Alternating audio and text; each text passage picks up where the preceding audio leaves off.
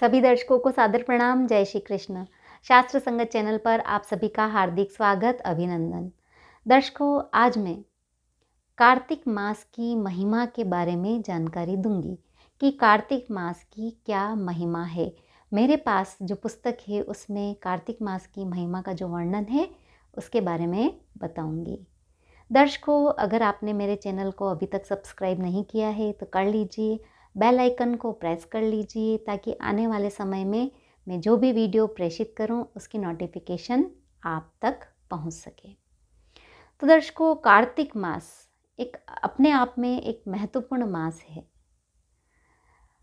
इस मास में भगवान विष्णु की विशेष रूप से भक्ति की जाती है और कार्तिक स्नान किया जाता है।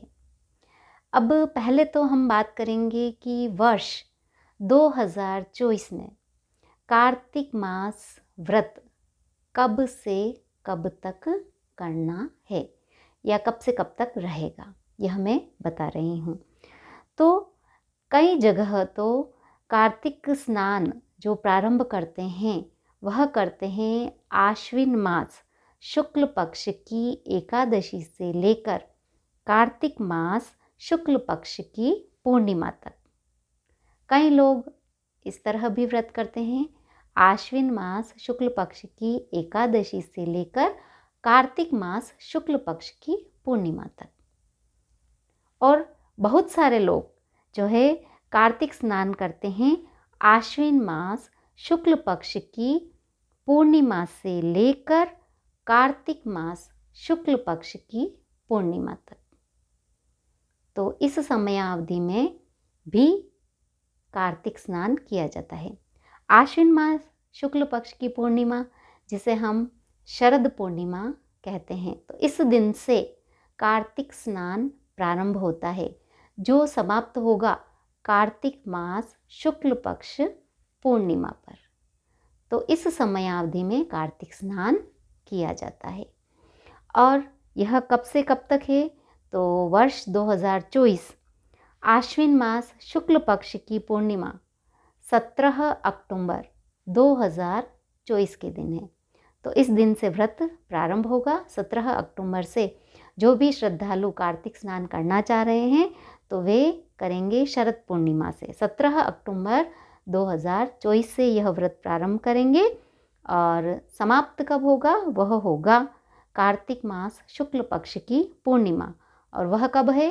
15 नवंबर 2024 के दिन। और उसके बाद एक दिन का व्रत भी करते हैं, एक्स्ट्रा एक दिन का व्रत किया जाता है जो हमारे मेवाड़ में विशेष रूप से करते हैं और जिसे लुम्बिये का व्रत कहते हैं। तो इस तरह आपको कार्तिक स्नान कब से कब तक करना है यह मैंने बता दिया। दर्शकों, कार्तिक मास के क्या नियम हैं, व्रत के क्या नियम होते हैं, व्रत में क्या खाना चाहिए क्या नहीं खाना चाहिए, हरि जागरण कब करें, तुलसी विवाह कब करें, तो यह सारी जानकारी मैं पूर्व के वीडियो में दे चुकी हूँ। जो वह जानकारी आपको इस वीडियो के नीचे मिल जाएगी, तो वहाँ जाकर आप देख सकते हैं व्रत के नियम क्या रहेंगे, भगवान विष्णु को कौन से पुष्प प्रिय हैं वह भी मैं पूर्व के वीडियो में बता चुकी हूँ, तो वहाँ जाकर आप देख सकते हैं।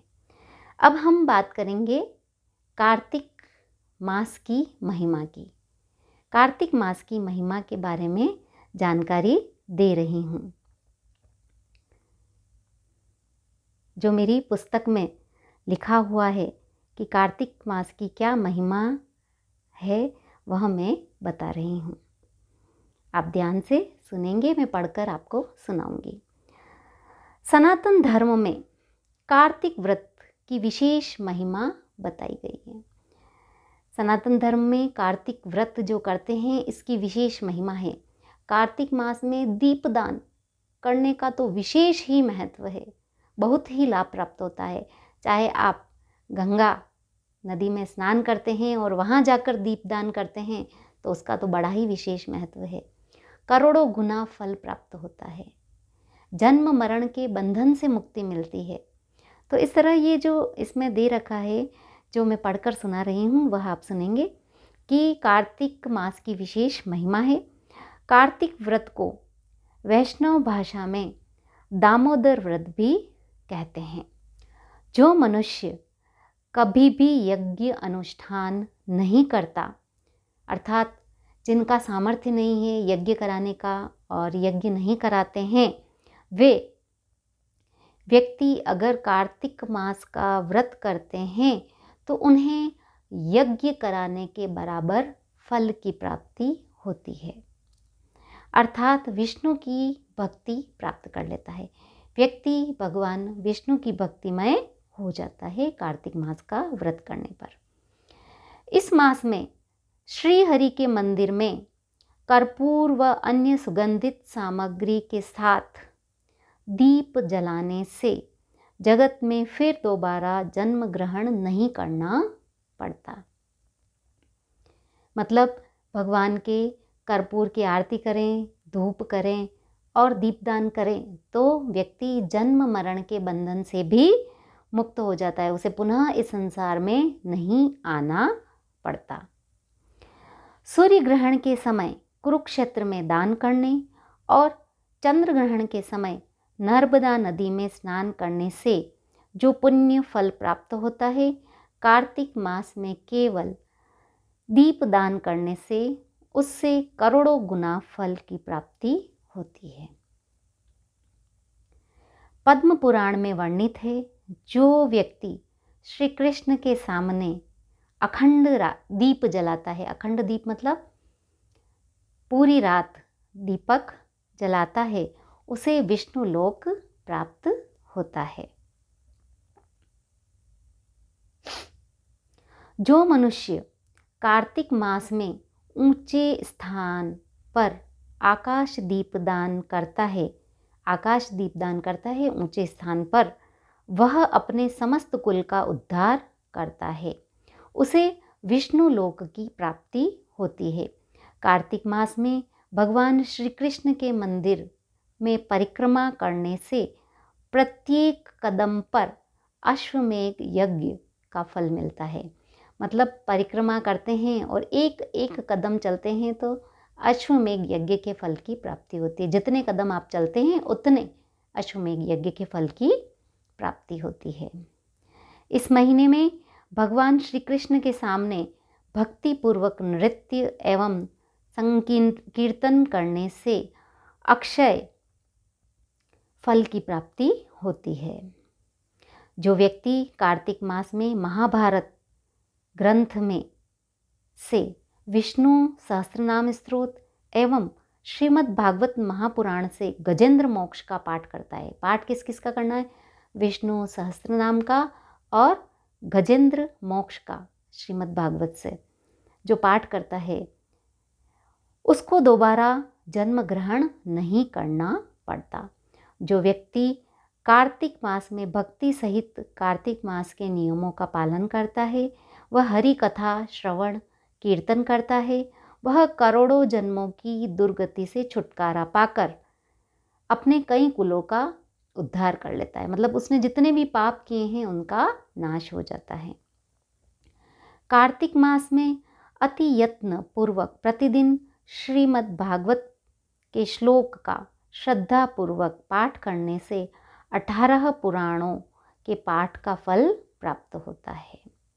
कार्तिक मास में वैष्णवों की सेवा करने से राजसूय एवं अश्वमेध यज्ञ का फल प्राप्त होता है। कार्तिक मास में भूमि पर शयन, अगर आप व्रत नहीं भी कर रहे हैं और भूमि पर शयन कर रहे हैं, ब्रह्मचर्य का पालन कर रहे हैं, रात्रि जागरण कर रहे हैं, प्रातः ब्रह्म मुहूर्त में स्नान करते हैं, तुलसी माँ की सेवा करते हैं, दीप दान करते हैं, भगवान की कथा का श्रवण करते हैं और श्री हरि का कीर्तन करते हैं और श्री कृष्ण गोविंद हरे मुरारी हे नाथ नारायण वासुदेवा इस मंत्र का जाप करते हैं तो उसे अन्य दिनों की अपेक्षा कई गुना फल प्राप्त होता है, करोड़ों गुना फल की प्राप्ति होती है। और दुर्लभ भगवान श्री कृष्ण की भक्ति भी प्राप्त होती है। श्रीमद् भागवत पुराण आदि दिव्य ग्रंथों के अनुसार जन्म मृत्यु से परे परम ब्रह्म अनंत गुण संपन्न सनातन पुरुष भगवान श्री कृष्ण जब अपनी बाल लीला में माता यशोदा जी द्वारा ओखली से बांधे गए तो भगवान ने अपनी दाम बंधन लीला के माध्यम से बताया कि मैं सीमा में होने पर भी असीम हूँ, मुझे कोई अपनी शक्ति से बांध नहीं सकता है, मुझे तो भक्ति द्वारा ही बांधा जा सकता है। एकमात्र भक्ति के द्वारा ही मुझ दामोदर को प्राप्त किया जा सकता है और वह भक्ति प्राप्त होती है भगवान के शुद्ध भक्तों का संग करने से, अर्थात भक्तों का संग भी करना श्रेष्ठ माना गया है, तभी भक्ति प्राप्त होगी, कृष्ण भक्ति। जो इस व्रत का नियम से पालन करते हैं उन्हें अन्य कोई यज्ञ तपस्या या कई तीर्थों पर जाने की आवश्यकता नहीं होती है, उसे सारे फल कार्तिक स्नान से ही मिल जाते हैं। इसलिए श्री कृष्ण भक्ति पिपासु सज्जनों से मेरा निवेदन है कि हे वे साधु भक्तों के अनुगत्य में नियम पूर्वक साधु संग, नाम संकीर्तन, श्रीमद् भागवत श्रवण, श्री धामवास मंदिर में जाएं एवं श्रद्धा से भगवान की भक्ति करें, उनके दर्शन करें, उनके यहाँ जाकर दीपदान करें, हरि का जागरण करें। एकादशी पर आप हरि जागरण करें तो उसका भी बड़ा महत्व है। तो इस तरह व्रत करें और व्रत के ये जो अवसर है इसका लाभ उठाना चाहिए और अपने जीवन को धन्य करना चाहिए। किससे? कार्तिक मास का व्रत करने से। तो मैंने बताई कार्तिक मास की महिमा। दर्शकों, वीडियो पसंद आया हो तो इसे लाइक कीजिए, ज़्यादा से ज़्यादा शेयर कीजिए। धन्यवाद। जय श्री कृष्ण।